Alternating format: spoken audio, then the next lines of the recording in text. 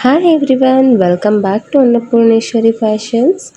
ಇವತ್ತು ನಿಮಗೆ 5 ಪೆಟಲ್ಸ್ದು ಫ್ಲವರ್ ಮಾಡೋದು ಹೇಗೆ, ಕ್ರೋಶ ಕುಚ್ಚಕ್ಕೋದು ಹೇಗೆ ಅಂತ ತೋರಿಸ್ತಿದ್ದೀನಿ ನೋಡಿ. ಎಷ್ಟು ಕ್ಯೂಟಾಗಿ ಕಾಣ್ತಿದಲ್ಲ. ಈ ಡಿಸೈನ್ಗೆ ಫಸ್ಟ್ ಸ್ಟಾರ್ಟಿಂಗ್ 5 ಚೈನ್ ಹಾಕೋಬೇಕು. 5 ಚೈನ್ ಹಾಕ್ಕೊಂಡು ಅದು ಎಲ್ಲಿಗೆ ಬರುತ್ತೆ ಅಲ್ಲಿಗೆ ನೋಡಿಕೊಂಡು ಈ ಥರ ಲಾಕ್ ಮಾಡ್ಕೊಳ್ಳಿ ನೋಡಿ. ಟೈಟಾಗಿ ನೀಟಾಗಿ ನೋಡಿಕೊಂಡು ಲಾಕ್ ಮಾಡಿ 5 ಚೈನ್ ಆದಮೇಲೆ ಮತ್ತೆ ಒಂದು 4 ಚೈನ್ನ ಹಾಕೋಬೇಕು ನೋಡಿ. 4 ಚೈನ್ ಹಾಕ್ಕೊಂಡು ಮತ್ತೆ ಅದು ಎಲ್ಲಿಗೆ ಬರುತ್ತೆ ಅಲ್ಲಿಗೆ ನೋಡಿಕೊಂಡು ಲಾಕ್ ಮಾಡ್ಕೊತಾ ಇದ್ದೀನಿ. ಲಾಕ್ ಆದಾದಮೇಲೆ ಇದಕ್ಕೆ ಒಂದು 6 mm ಬೀಡ್ಸ್ನ ಆ್ಯಡ್ ಮಾಡ್ತಾಯಿದ್ದೀನಿ ನೋಡಿ. ಇದು 6 mm ಬೀಡ್ಸು. ಇಲ್ಲಿ ನೀವು ಯಾವುದೇ ಫ್ಲವರ್ ಬೀಡ್ಸು ಯಾವ್ದು ಬೇಕಾದ್ರೂ ಆ್ಯಡ್ ಮಾಡ್ಕೊಬೋದು, ಬಟ್ ಗುಂಡು ಬೀಡ್ಸು ಚೆನ್ನಾಗಿ ಕಾಣುತ್ತೆ ಈ ಡಿಸೈನ್ಗೆ ಅಂತ ನಾನು ರೌಂಡ್ ಬೀಡ್ಸ್ನ ಆ್ಯಡ್ ಮಾಡಿದ್ದೀನಿ. ಸೊ ಬೀಡ್ಸ್ನ ಆ್ಯಡ್ ಮಾಡಾದಮೇಲೆ ಅದು ಎಲ್ಲಿಗೆ ಬರುತ್ತೆ ಅಲ್ಲಿಗೆ ನೋಡಿ ಲಾಕ್ ಮಾಡಬೇಕು.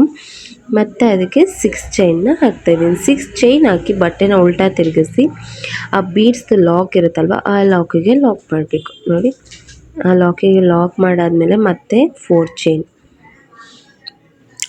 ಚೈನ್ ಹಾಕ್ಕೊಂಡು ಅದು ಎಲ್ಲಿಗೆ ಬರುತ್ತೆ ಅಲ್ಲಿಗೆ ನೋಡಿಕೊಂಡು 4 ಚೈನ್ ಲಾಕಿಗೆ ಲಾಕ್ನ ಮಾಡ್ತಾಯಿದ್ದೀನಿ ನೋಡಿ. ಈ ಥರ ಲಾಕ್ ಆದಮೇಲೆ ಬಟ್ಟೆನ ಮತ್ತೆ ಸೀರೆ ತಿರುಗಿಸ್ಕೊಂಡು ಮತ್ತೆ ಒಂದು ಚೈನ್ ಹಾಕಿ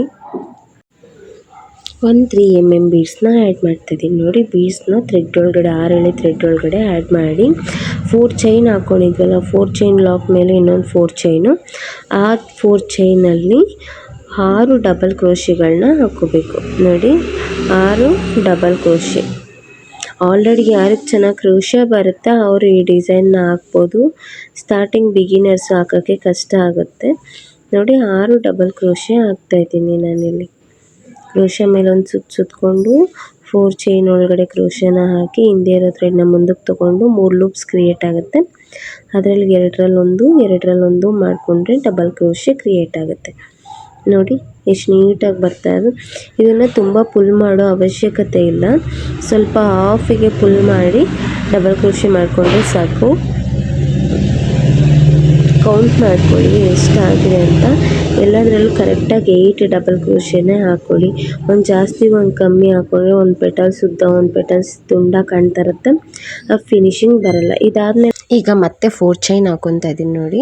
ಈ ಥರ ಮತ್ತೆ 4 ಚೈನ್ ಹಾಕ್ಕೊಂಡು ಬಟ್ಟೆನ ಉಲ್ಟಾ ತಿರುಗಿಸ್ಕೊಂಡು 4 ಹೋಲ್ನ ಸ್ಕಿಪ್ ಮಾಡಿ 5th ಹೋಲಿಗೆ ನೋಡಿ, 5th ಹೋಲಿಗೆ ಚುಚ್ಕೊಂಡು ಮತ್ತೆ ಈ ಥರ ನಾಟ್ ಹಾಕ್ಕೊಂಡು ಸಿಂಗಲ್ ಕ್ರೋಶೆ ಮಾಡಿ ಮತ್ತೆ ಸೀದಾ ತಿರುಗಿಸ್ಕೊಂಡು ಒಂದು ಚೈನ್ ಹಾಕಿ ಅದಕ್ಕೆ ಒಂದು 3 mm ಬೀಡ್ಸ್ನ ಆ್ಯಡ್ ಮಾಡ್ತಾಯಿದ್ದೀನಿ ನೋಡಿ. ಈ ಥರ 3 mm ಬೀಡ್ಸ್ ಆ್ಯಡ್ ಮಾಡಿ ಮತ್ತೆ ಕ್ರೋಶ ಮೇಲೆ ಒಂದು ಸುತ್ತಕೊಂಡು ಆ 4 ಚೈನ್ ಹಾಕ್ಕೊಂಡಿದ್ವಲ್ಲ, ಆ ಸ್ಲ್ಯಾಂಟಿಂಗ್ ಆರ್ಚಿಗೆ 4 ಚೈನ್ ಹಾಕ್ಕೊಂಡು ಲಾಕ್ ಮಾಡ್ಕೊಂಡಿದ್ವಲ್ಲ ಅದರೊಳಗಡೆ ಮತ್ತೆ 8 ಡಬಲ್ ಕ್ರೋಶೆನ ಮಾಡ್ಕೋಬೇಕು.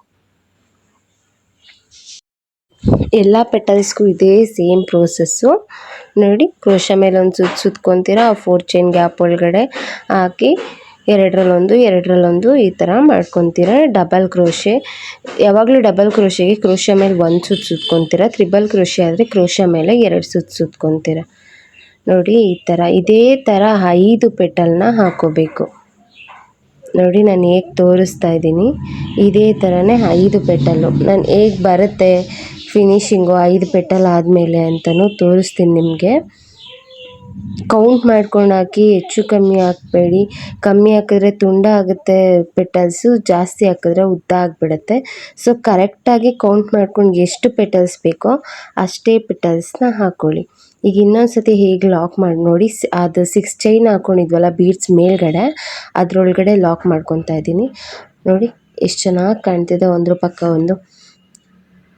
ಇದಾದಮೇಲೆ ಮತ್ತೆ 4 ಚೈನು ನೋಡಿ. 1 2 3 4 ಚೈನ್ ಆದಮೇಲೆ ಉಲ್ಟಾ ತಿರುಗಿಸ್ಕೋತೀರ, 4 ಹೋಲ್ನ ಸ್ಕಿಪ್ ಮಾಡ್ತೀರ, 5th ಹೋಲಿಗೆ ಹಾಕೋತೀರ.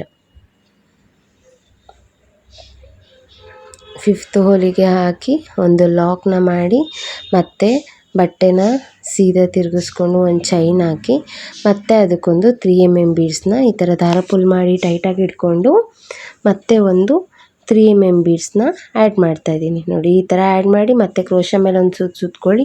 ಏನು 4 ಚೈನ್ ಹಾಕ್ಕೊಂಡು ಲಾಕ್ ಮಾಡ್ಕೊಂಡಿದ್ವಿ ಆ 4 ಚೈನ್ ಒಳಗಡೆ ಹಾಕ್ಕೊಳ್ಳಿ. ಇದು 5 ಪೆಟಲ್ಸ್ ಆದಮೇಲೆ ಹೇಗೆ ಕಾಣ್ತಿದೆ ಅಂತ ತೋರಿಸ್ತೀನಿ ನೋಡಿ. ಈಗ ನೆಕ್ಸ್ಟ್